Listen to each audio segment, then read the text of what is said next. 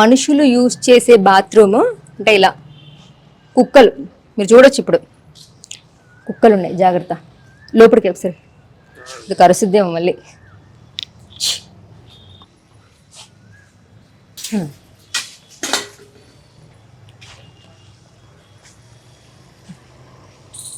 మీరు చూడొచ్చు ఇంకొక కుక్క కూడా. ఓకే,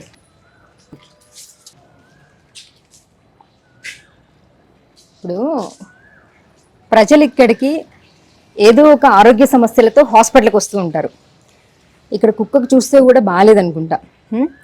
ఇట్లాంటి కుక్కలు బాత్రూంలో ఉన్నాయి, టాయిలెట్స్ పోస్తున్నారు. స్మెల్ కూడా ఎంత దరిద్రంగా వస్తుందంటే వాటర్ ఫెసిలిటీ లేదు. అటు కూడా ఒక బాత్రూమ్కి తాళం వేసేసిండ్రు.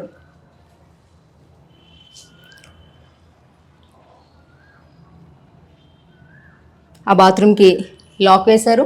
ఈ బాత్రూమ్ ఓపెన్ చేసింది, వాటర్ ఫెసిలిటీ లేదు. బాత్రూమ్ పోయి ఆ బాటిల్స్ తోటి. నెక్స్ట్ ఇక్కడ కూడా షింక్ దగ్గర అసలు ట్యాపే లేదు. ఇక్కడ షింక్ దగ్గర అసలు ట్యాపే లేదు చూడండి.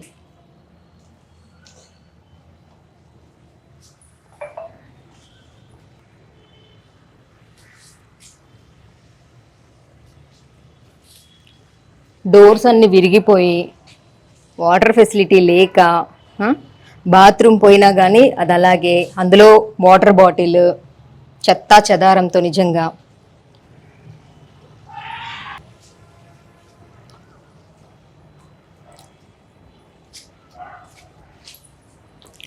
సో ఇది ఇంత అద్భుతంగా ఉన్నాయన్నమాట వెల్నెస్ సెంటర్స్. ఇక్కడ మన హనంకొండలో ఉన్నటువంటి హాస్పిటల్ ఏదైతే ఉందో, గవర్నమెంట్ ఎంప్లాయీస్ కానీ జర్నలిస్టులు కానీ ట్యాబ్లెట్స్ కోసం అని వస్తూ ఉంటారు.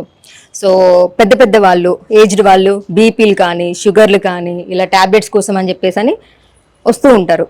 సో అలా వచ్చినప్పుడు ఆ నెంబరింగ్ సిస్టంలో ఎక్కించి ఆ తర్వాత ఆ పేషెంట్ ట్యాబ్లెట్స్ అన్నీ వెతికి అవన్నీ పేషెంట్కి ఇవ్వాలంటే ఒక half an hour 1 hour time దాకా పడుతుంది. సో ఆ 1 అవర్ హాఫ్ అన్ అవర్ టైంలో వాష్రూమ్ కంటే ఇంత అద్భుతమైనటువంటి వాష్రూమ్లోకి పేషెంట్ వెళ్ళాలన్నమాట.